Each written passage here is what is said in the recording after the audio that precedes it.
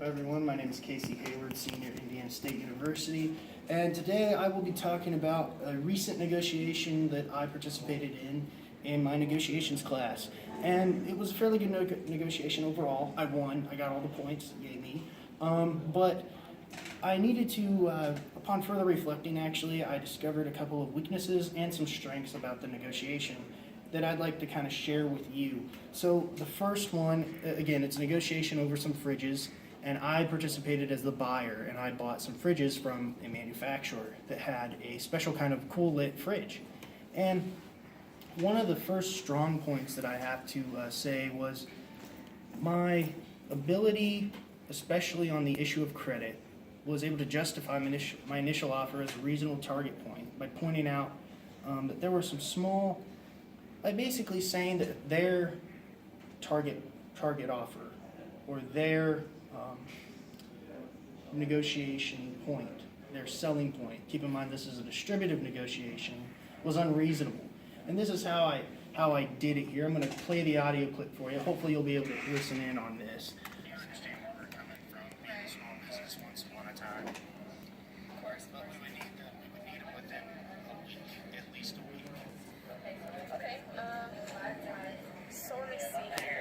Okay, so by using the comment of you understand I'm in a small business, I'm saying that you realize we can't do that because of our size.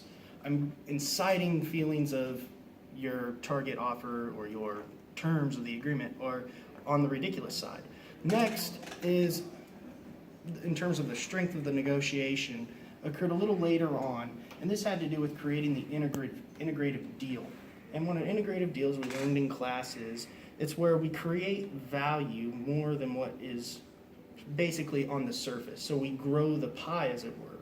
And let me just bring up the audio here and listen to what happens here when I start asking questions, opening up that integrative path.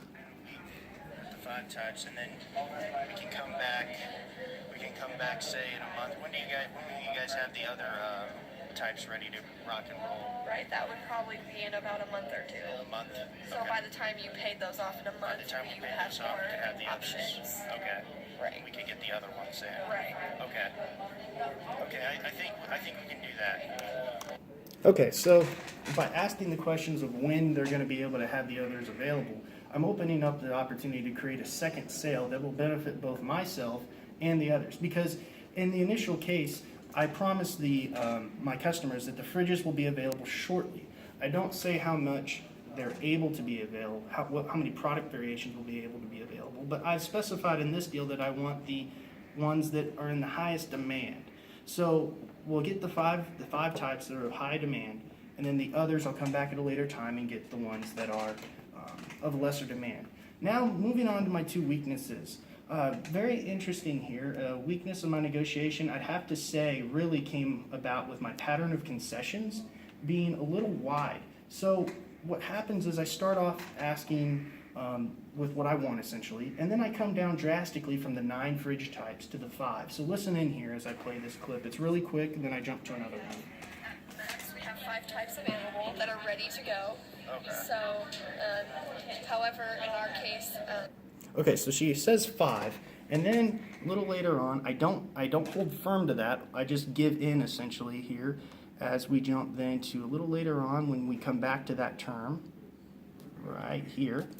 If there's any way that we could get 5 types of refrigerators, or Okay, so what I then do is change the language. I capitulate essentially and say, okay, 5 types.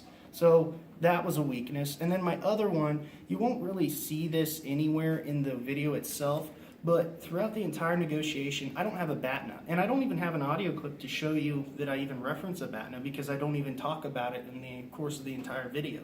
So as we know, a BATNA is the best alternative to a negotiated agreement, and it has to deal with a third party or someone outside of the case. In this case, that would be someone other than the distributor of Cool-Lit DLX refrigerators. And because I didn't do that, the buyer, or the seller, negotiated a better product quality or product variation than I could have ever been able to negotiate or get because I limited myself by not creating a BATNA.